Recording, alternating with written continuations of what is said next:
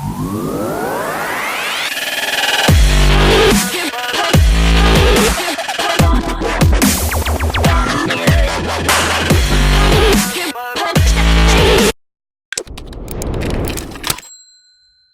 guys, let me introduce my Traxxas 4-Tec 2.0 VXL speedrun car. This is now the fastest car I own. Around 85 miles an hour the other day with my Typhoon V4 with its new spool set up on there, so do check out that video if you've not done so already, as that car is absolutely super stable.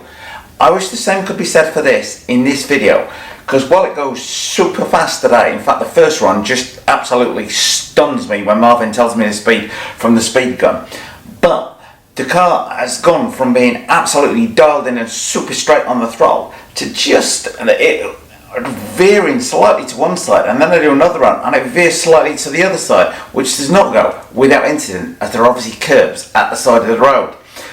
I wondered what on earth was causing the problem until I took a look inside the car when I got back, because everything seemed absolutely fine despite it taking a little bit of a tumble, as you'll see in this video. Anyway, I'm going to get the camera down, show you what the problem I think was, and it may have occurred before it had its little mishap today, which could have been far worse, I would point out. But I'm also talking through the latest mods I've done to the car for those of you not familiar with it, so you can see what spec it's running in today.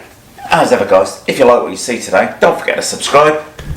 Now, as Marvin and me were talking about the other day guys, the hardest work on a speedrun car is done in the workshop. The bit you're doing outside the actual speedrun, that's the last 5% of the job. All the hard work is done in here. You don't get it right in the workshop, it ain't gonna happen for you outside guys.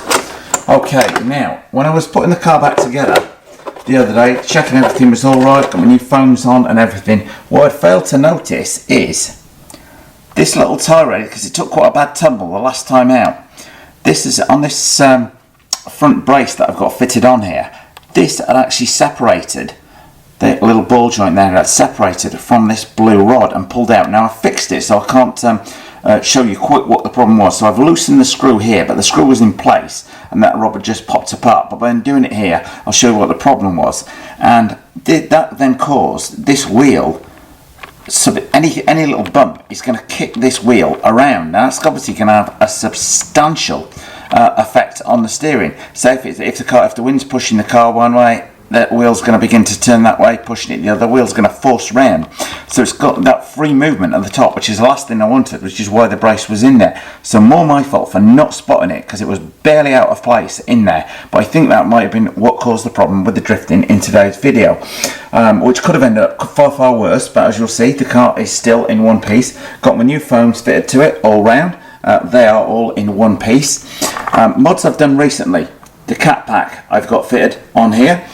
I've got the Hot Racing gearbox cover on here. The reason for this is because I'm now running the Hot Racing spur, which is a 48 tooth one, but more importantly I'm running the Hot Racing 40 tooth pinion on here, which is a steel one. The reason why you need the Hot Racing gearbox cover to fit these is because the 40 tooth pinion is bigger than will fit in the stock one, and you can actually get I think it's a 42 or 43 tooth pinion, but I thought I'll see how I get on with the 40 tooth one.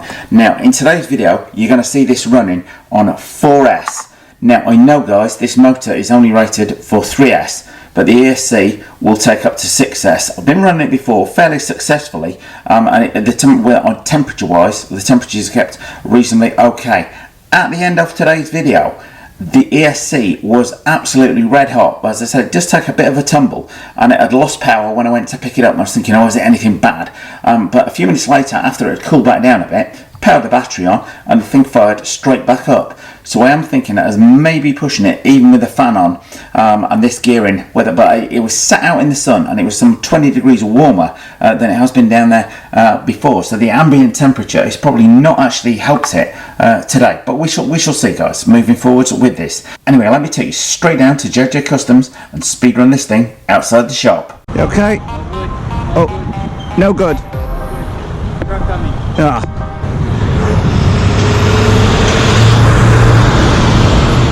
Okay. Right, come in. Here. Right, I'm away. Here. Whoa.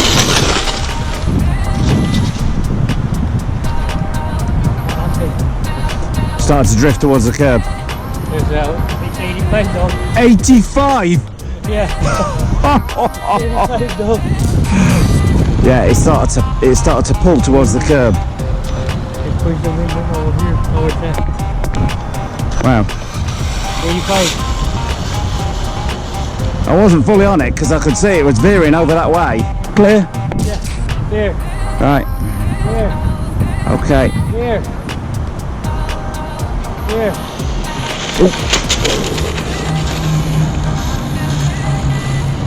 Okay, wrong with it.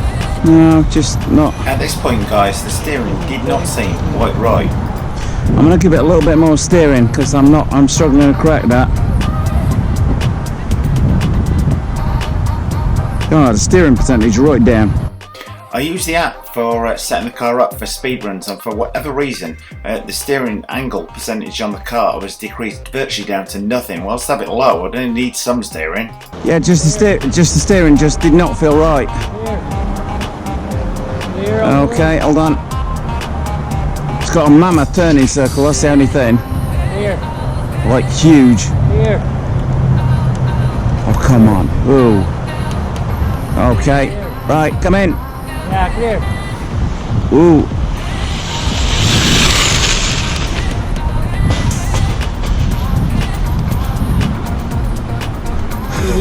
Eighty-eight. 88.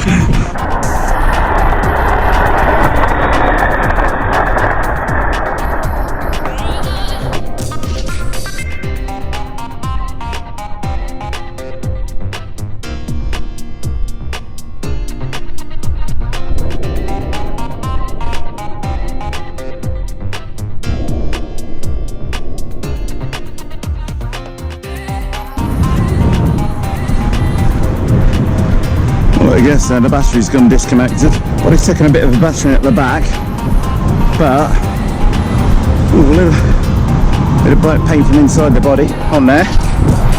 Fingers crossed, will look to be in one piece. Running on 4S, bit more potential to come. Struggling to hold that in a straight line for some reason today, so getting on the bench at home. I've had a loss of power, but that may be just the ESC getting warm. Oh, what's the body pin?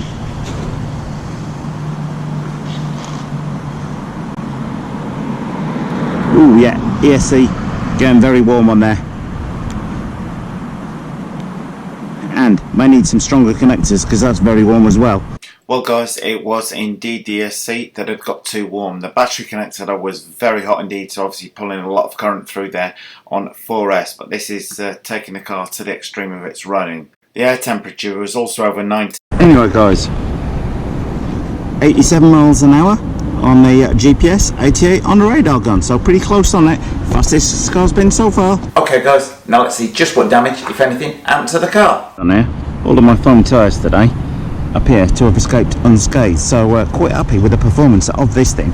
Just need to work on keeping that in a straight line. I had got it running absolutely super straight and it didn't seem to want to play ball at all today, but the joys of speed running, folks. Right, so there we have it, the joys of speed runs. 88 miles an hour top speed on there. Zoomed in on that last little bit, not quite sure whether it clipped the curb or maybe hit some debris or some rough spot in the curb on the side of the road, because it was very, very close to the curb. Very difficult to tell. Fingers crossed, the car appeared to come away pretty much unscathed on there. No damage to all the foams, which is good for one thing. Fingers crossed though, I've stopped the car from blowing over, because when I put the Vetera shocks on there, which level the car up all round, the thing continuously blew over. So I switched back to the original shock setup on it, which was with the front lower and the rear higher. And Phil Jolly, king of the speedruns, said when I was asking him for advice on the 4-Tec setup, said, Rich, whatever you do, make sure the back of the 4-Tec is higher than the front. And he is the king of speedruns to my mind. Speaking of which, Phil's given me advice on a new speedrun body to get, so that's on order. So I should be running this car again as soon as that body arrives. So thanks to Phil for that. Do check out Phil's channel if you get a chance. Link to it below the video. So guys, you don't want to miss that car running with that new body on? Then don't forget to subscribe. Well, thumbs up if you like this video, guys. Post any comments you might have in the comment section below the video and hit the circle below to subscribe. And if you do hit the circle, don't forget to hit the bell.